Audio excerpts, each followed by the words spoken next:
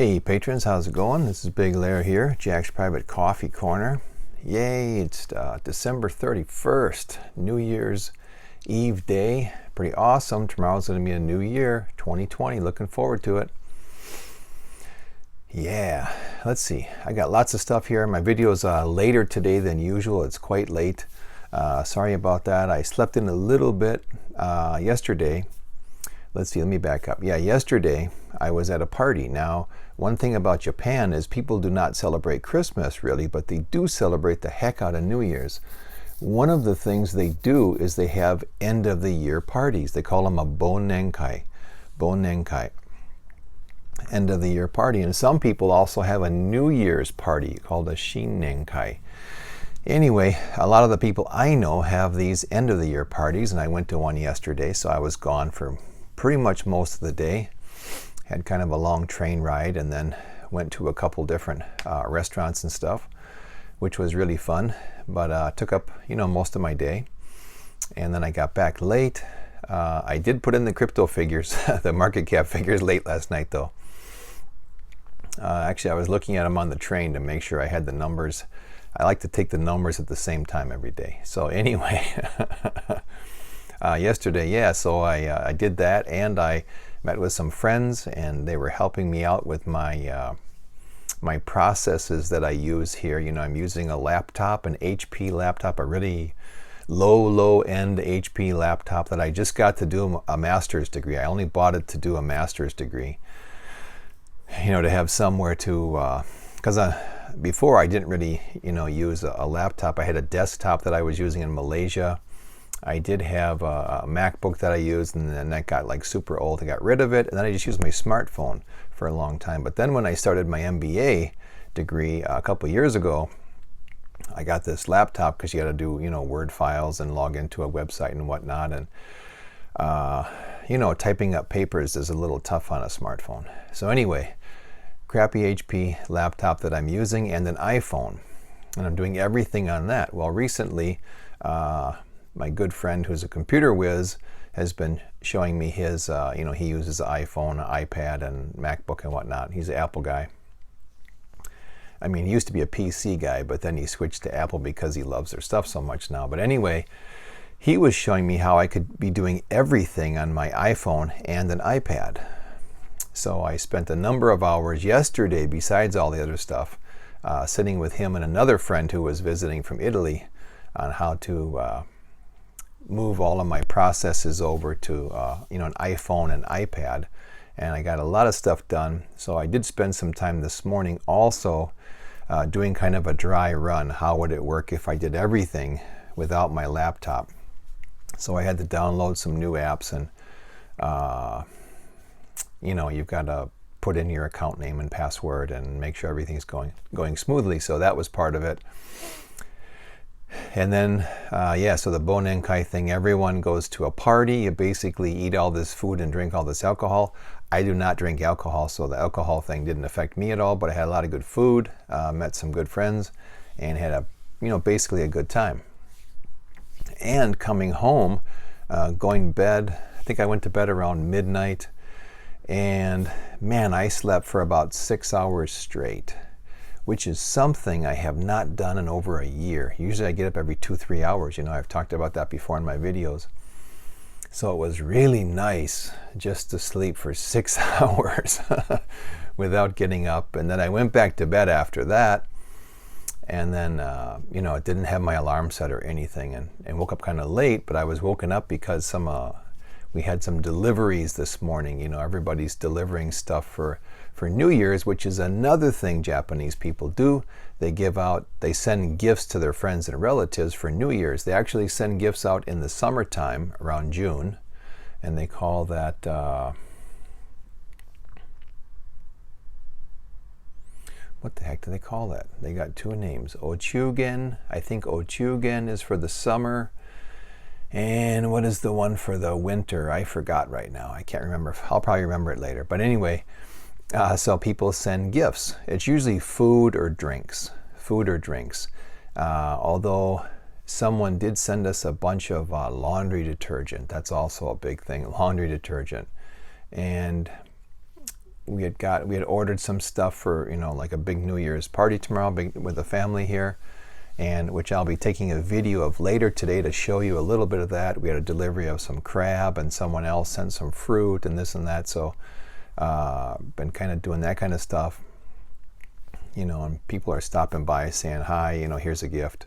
So you're talking to neighbors and whatnot that you normally, don't see on a regular basis. Here in Japan, it's kind of weird. Neighbors are different than they are in the States, at least where I grew up in Wisconsin. Like you talk to your neighbors, right? You actually know who they are, you know who their kids are, you know what everybody's doing in their family, basically, because you meet with them once in a while and talk, or you have them over to your house for a beer or whatever. You have a barbecue in the summertime, you invite them over, and vice versa. So you know everybody. Here, I don't know if it was different years ago, but here, I don't know any of the neighbors. In fact, when my father-in-law passed away, let's see, it was last year in May, all these people came to the funeral. I had no idea who anybody was. No one told me who they were. No one introduced themselves.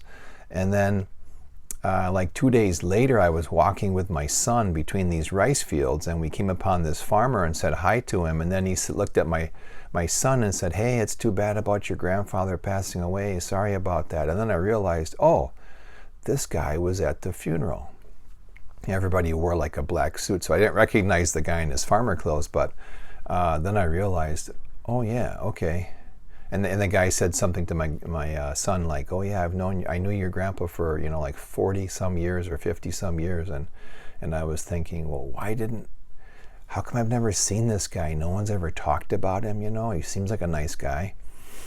And every time I walk near his place, if he's out, he stops and says hi, which is really rare in Japan, especially being in the country, when they see a non-Japanese person like myself, because Japanese, they just kind of lose their mind when they see a non-Japanese person.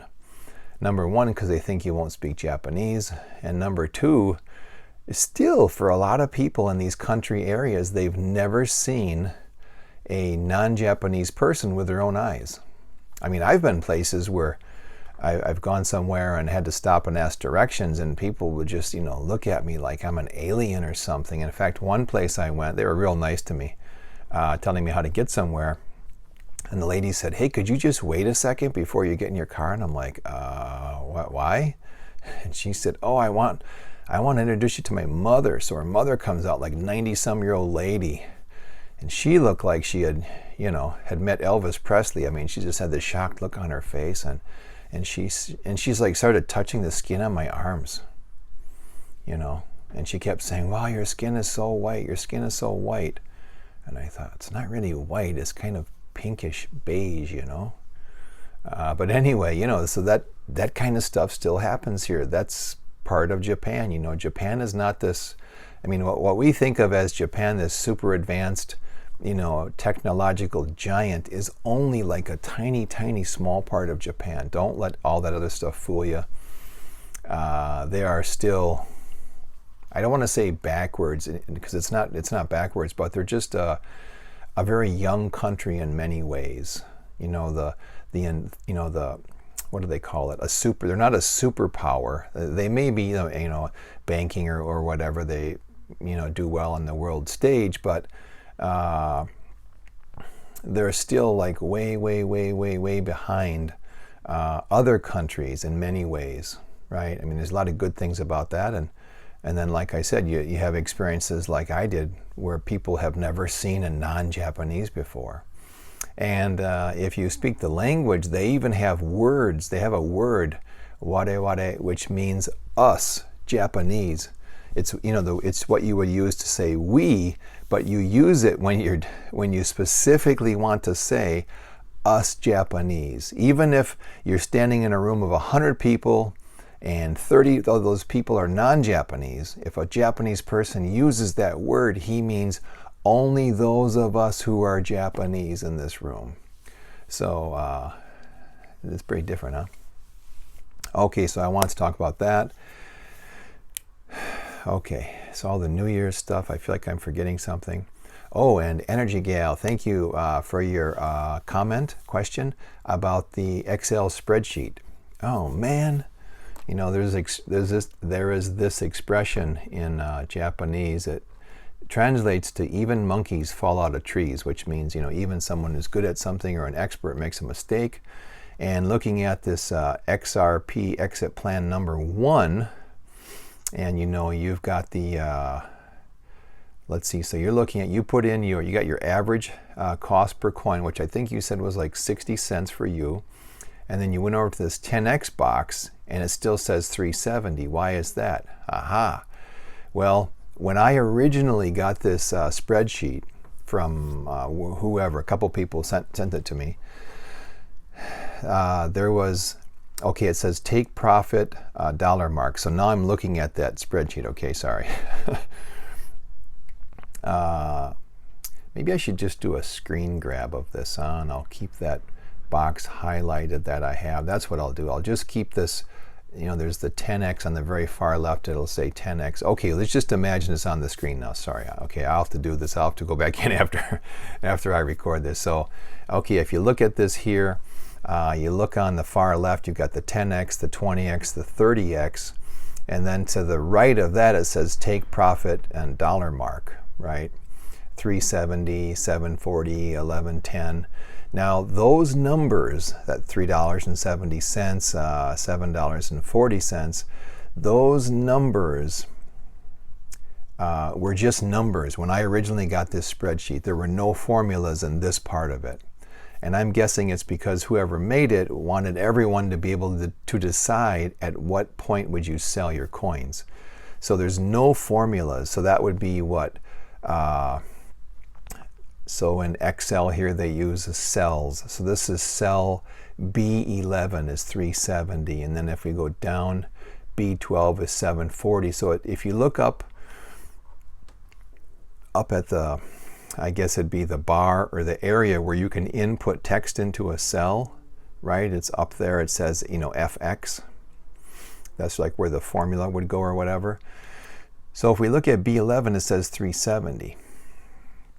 So what we could do, now I'm thinking what I should do, because I made this for all you guys, is I should go back and fix this and then give you an updated version. But if you don't want to wait for that, what you can do is, so you're in this, so you've got B11 highlighted.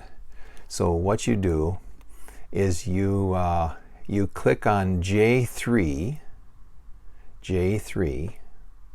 you just move your cursor over to J3, or no, let's see, oh, sorry, wait, go back to B11, go back to B11, go up into this formula bar, delete what's there, hit your equals button, equals. Now this will let you put a formula in. So you've got equals, and then you go over, you click on J3, so that's going to grab the average cost per coin, and then you're going to do the times, the multiplication symbol, and then you're going to put in 10, and then you're going to hit the enter, and it should give you whatever 10 times 10x is of your coin. So for me, it just simply gave me 370 because that's what I'd originally had. So I can see what happened. I really apologize, everybody. If I go to XRP exit plan number 2, and then I click on B11, I can see there's a little formula there. It says J3 times 2, and that's for the 2x, right? And then if I go to, let's see, the conservative exit plan, B11 says J3 times 1.3. Why is it 1.3? Because it's 30%. It's a 30% increase. So that would be, you know, in mathematical terms, you know, multiplying by 1.3. So some number times 1.3 would tell you a 30% gain. Okay, so jumping back here to XRP exit plan number 1. So how about I go through and I'll add the formulas. So that'll be from, let me just see here, from B11 down to B23. And then I should re-upload that for everybody, huh? That'd be the easiest. But, you know, I just want to tell you how to do it if in the future you're doing this yourself and you want to change something. Okay, my apologies for that, but I'm glad you caught that. That's awesome. That shows you're really paying attention. And it reminds me of when I wrote my first two books. The first book is an MBA study guide, International MBA study guide, real boring stuff. And then the next one was this ninja book, right? Emails from a Ninja. No matter how many times I went through those and thought I caught all of the errors, there's still errors I didn't catch.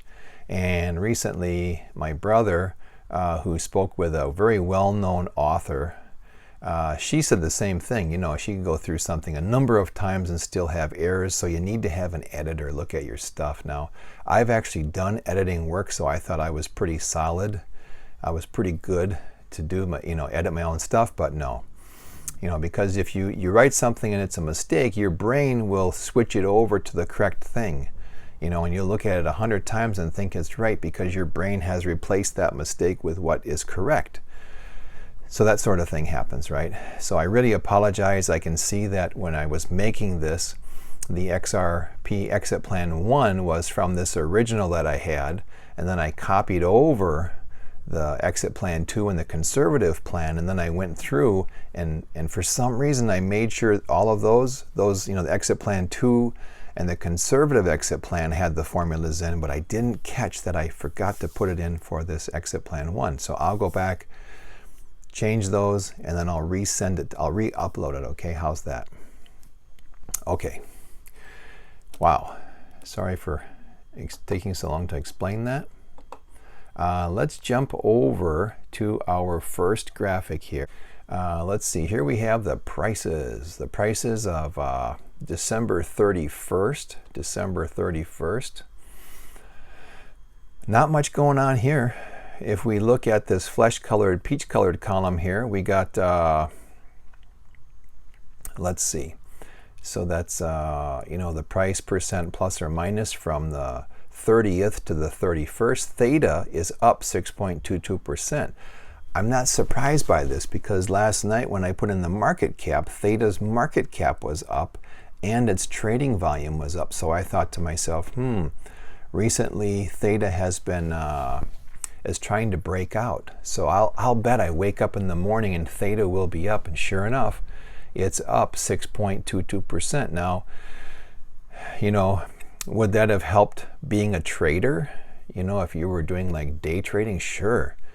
If you can gain 6% in a day, that's awesome. Most people, if they put their money in the bank and they could get 6% over 1 year, they would be so happy, right? I mean, when I was in Malaysia, my bank was paying me around 4%, 4.2% for having my money in the bank.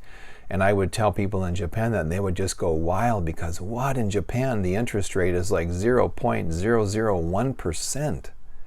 In Japan, if you put your money in a bank in Japan, you will actually lose money because it's not even close to keeping up with inflation, right? You'll actually lose money. I had money in one account in Japan I actually forgot I had this account, which, you're thinking, Jesus, you got so much money, you forgot you had an account? No, it wasn't that at all. Years ago, when I first came to Japan, companies could open up a bank account for their employees without even asking you. They could open up an account. I don't think they can do that anymore, but I had a company that I worked for open up this account, handed me like a passbook, and it'd be like my ATM card, right? So when I stopped working for them, I kind of forgot about that account. And life went on. I moved to Malaysia. I was in there for 7 years. Now I'm back here for 2 years. So it was over 10 years that I never looked at that account. And I went to that bank. I found my bank book, obviously, in my dresser, and went to that bank. So in like 12 or 13 years, I got no interest on my money. Absolutely nothing. That's how crazy it is, right? Okay. So 6.22% in a day. Wow, that would be awesome if you were a day trader, I think. So understanding, this market cap and the daily trading volume, now it's, we're seeing little glimmers of light here, right? Like, oh, last night if I had, put a bet on this and said, oh yeah, okay, I'll buy it, I'll buy it at whatever price it was yesterday, and I'll see what it is this morning. It's up 6%. Boom, sell it. You just made 6%. Not too shabby. If you could do that every single day, make, let's say, 3 to 6% on a majority of your trades, you'd do all right. You'd do very well.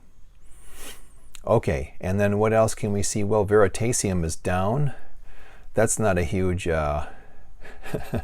that's not a huge surprise. Veritasium has really been up and down, right? A nice seesaw. Let's see what was going on with it yesterday.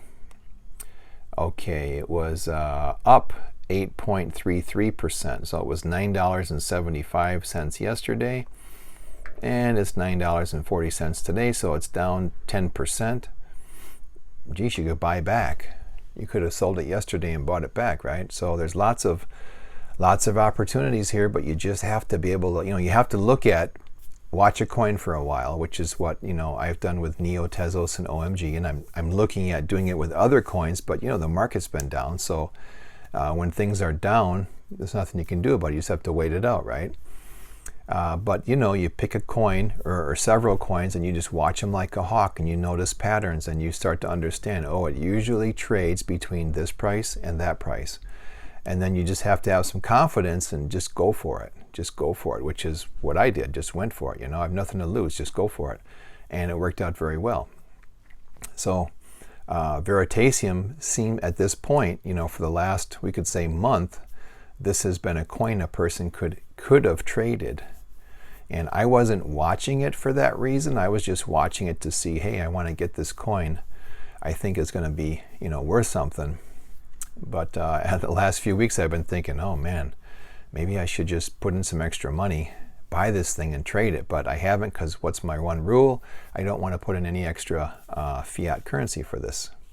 I want to, make gains and build myself up that way. Okay. So let's see. And nothing really else. Tezos didn't move at all. It's still $1.31. I saw it dip down a little bit, like to $1.30. Maybe it hit $1.29. So it's held its value, but it gained against Bitcoin. Bitcoin is down 2% at $7,274. So Tezos, it maintained, but if you had one Bitcoin and you wanted to buy Tezos today, you would get 122 less Tezos than you would have yesterday. So we can see that Tezos didn't move price-wise, but it actually gained in value. Okay, and the same thing with like EOS. Now EOS is down 2.95% on its price. Let's see. No, not like EOS. I was going to say, I want to use the opposite example. Sorry. So look at something like, EOS. It actually lost 2.9%. And then we can see, you could buy 22.61 more EOS today. So we can say, it really lost its value. It lost its value as far as fiat currency is concerned, dollars. And it lost its value as far as how many we could buy with a Bitcoin. We could buy more today. Okay, same thing with Neo, right? Neo's down 2.7%, and you could buy 4.49 more Neo today. So let's see, that's not as much, well, not quite as much as EOS, almost the same. Okay, so nothing really exciting here. Why don't we jump over to the market cap? Okay, what can we see here? Well, let's look at Theta first of all. As I mentioned a second ago, Theta's market cap, it's up 4.53%. We can see that flesh-colored, peach-colored column, daily percent change in market cap, up 4.53.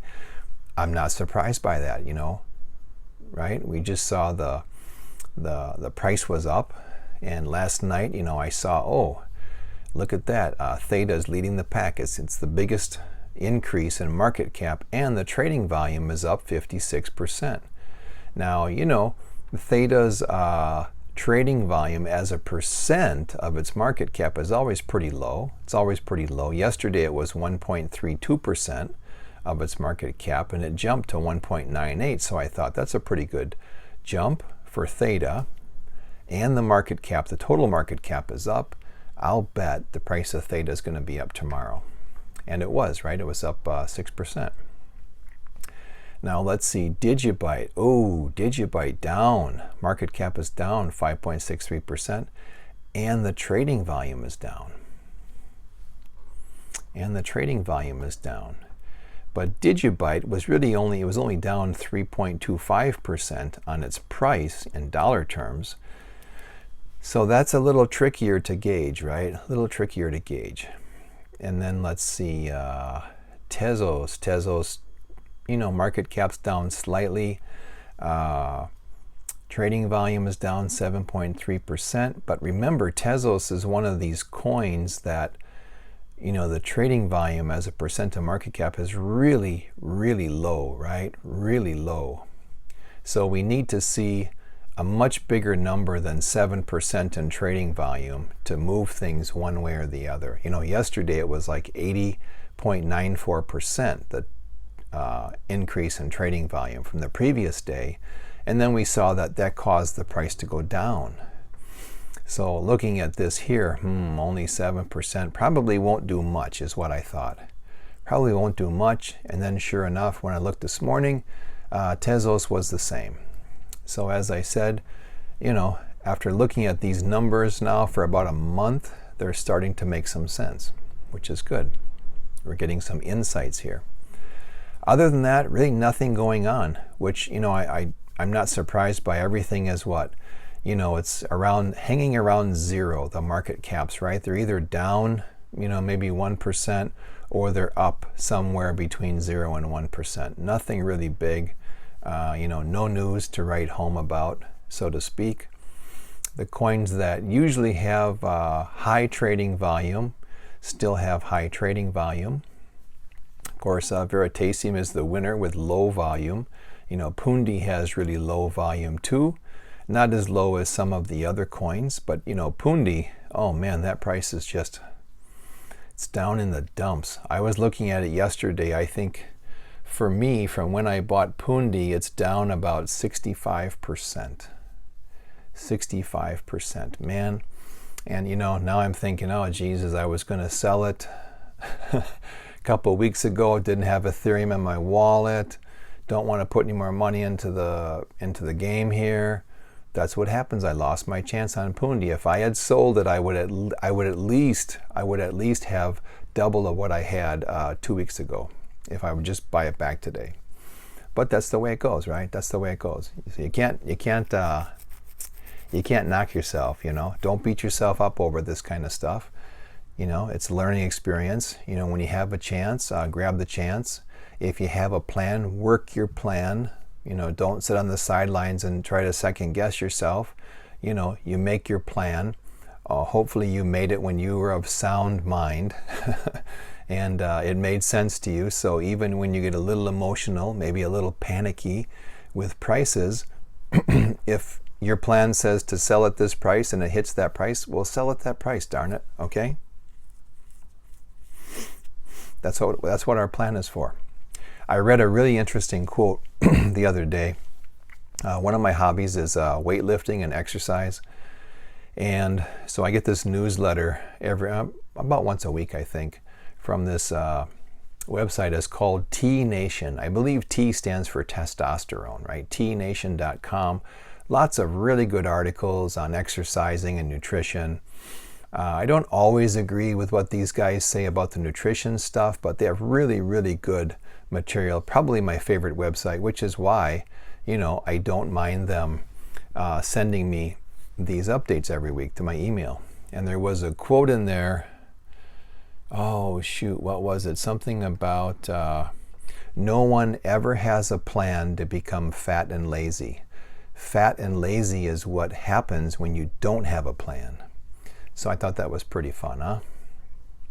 Which is true. No one plans to get fat and lazy, but by not having an exercise plan, then you get fat and lazy. So something similar could be said with the crypto market, right? Nobody's planning on losing their shirts on the crypto market, but if you don't have a plan, that could be where you go, right? I mean, you could not, I don't want to say lose your shirt, that sounds pretty dramatic, but you could sell at the wrong time, at a really wrong time, if you didn't have a plan, because you'd be going on emotions and your gut instinct. And some people don't have very good gut instincts, and they let their emotions, control their movements. We don't want to do that, right? So have a plan and stick with it. Okay, so I think that's all we got here today. Okay, let's see. I talked about New Year's in Japan. I talked about the Excel spreadsheet. I'm really sorry about that. I always try and, make things, I'm kind of a perfectionist. No, I'm not kind of. I am a perfectionist. That's, it's funny. Years ago, people, when I would have job interviews, they would say, years ago, people wanted to know, like, what was one of the things you need to work on? And they'd want to know, like, what are your strong points? I remember a few times I said, strong points, I'm a perfectionist. Yeah, I'm a perfectionist, strong point. And a few of these interviewers said, strong point? No, that's a weak point. Oh, you don't want to be a perfectionist. You got to say that's a weak point. And I thought, why? Why is that a weak point? Always striving to be perfect, always striving to make things better. Why is that a weak point? And interestingly enough, with the work I do now, I do some teaching and a lot of consulting. I get paid to be a perfectionist because I'm looking at people's companies, at different processes, systems they have in place with their companies, whether it's a service company or some kind of production facility, and I tell them how I think they should be doing better. I'm able to look at things and I can find what they call pain points, right? I can find the pain points, the points that the areas that they should change and do in a different way and whatnot. So that's just part of who I am. I'm just a perfectionist. I'm always looking for how to do something better. And it's funny because even when I'm driving, I'm always trying to find, like, what's a better road to use when I go to this place. And once in a while with my wife, she'll say, hey, why are you taking this road? And I'll say, I realize that if I take this way, I'm going to miss 2 stoplights and it's, blah, blah, blah, blah. And she'll say, wow, like, even after driving in this town for so many years, you're still trying to think of a faster route. And I'm like, yeah, don't you? So